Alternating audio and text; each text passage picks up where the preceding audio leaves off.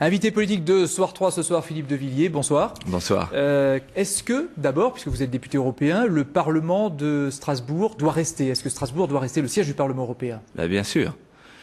Derrière les lobbies qui voudraient que l'effondrement du plafond serve de prétexte pour que le Parlement parte à Bruxelles, il y a la Commission de Bruxelles, il y a les commissaires de Bruxelles qui sont très intéressés à l'idée d'avoir évidemment sous leur coupe, sous leur influence, un Parlement européen qui est déjà très influencé par la Commission de Bruxelles. 200 millions d'euros par an. Mais Monsieur Le Tellier, je vous ai entendu dire ça tout à l'heure, mais on peut faire l'inverse. On peut aussi supprimer le Parlement de Strasbourg. Après tout, qu'est-ce qui se passe en Europe? Il y a la Banque centrale qui est à Francfort, en Allemagne. Il y a la Cour de justice à Luxembourg. Il y a le Parlement européen qui est à Strasbourg historiquement. Donc on peut, si on veut faire des économies, supprimer le Parlement européen. Ça évitera les transports de mal chaque semaine et toutes ces pertes de temps absolument inutiles. Et surtout, ça permettra une séparation géographique salutaire entre le Parlement européen et je rêve, son indépendance par rapport à la Commission de Bruxelles. Alors, votre actualité, c'est que vous venez de clore l'université d'été du Mouvement pour la France qui a eu lieu à Paris, où il a beaucoup été question d'Europe, évidemment, d'autant que vous aviez invité Declan Ganley, le leader du non au traité de Lisbonne en Irlande. Pour l'instant, la France préside l'Europe. Vous avez d'ailleurs dit que Nicolas Sarkozy avait un mauvais bilan, qu'il laissait toutes les clés à Bruxelles. Que faudrait-il qu'il fasse, là, dans les semaines qui viennent, pour redresser la pente? Très concrètement, qu'il décide de stopper le processus de ratification du traité de Lisbonne, puisque selon le droit international, ce traité ayant été refusé par le peuple irlandais, il n'existe plus.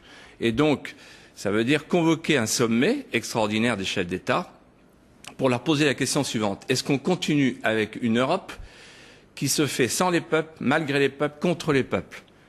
Et là, je parle au nom des Européens majoritaires, c'est-à-dire qu'il y a 3 peuples qui se sont prononcés contre la Constitution européenne et le traité de Lisbonne, qui est une redite de la Constitution européenne, le peuple français, le peuple néerlandais et maintenant le peuple irlandais. Alors, j'imagine que ça va servir de base aussi à votre campagne pour les élections européennes de 2009 que vous avez lancée d'ailleurs à cette occasion des universités d'été.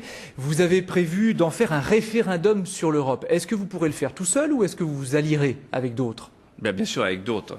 Et au niveau européen d'abord et au niveau français ensuite, il faut que tous ceux qui pensent la même chose se rassemblent. Et moi, je serai un artisan d'unité.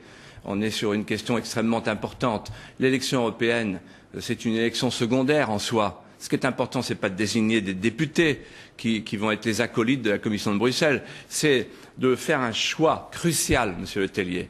Ou bien on continue avec ce processus antidémocratique, ou bien on s'oriente vers une Europe démocratique et qui plus est avec un périmètre européen, parce que je voudrais que Nicolas Sarkozy revienne, qu'il se souvienne de sa promesse sur l'entrée de la Turquie et qu'il interrompe les négociations sur l'entrée de la Turquie. Voilà, les questions, elles sont majeures. Regardez, les taux de change, la monnaie, la TVA sur les restaurateurs, les OGM, toutes ces questions-là, elles se décident à Bruxelles.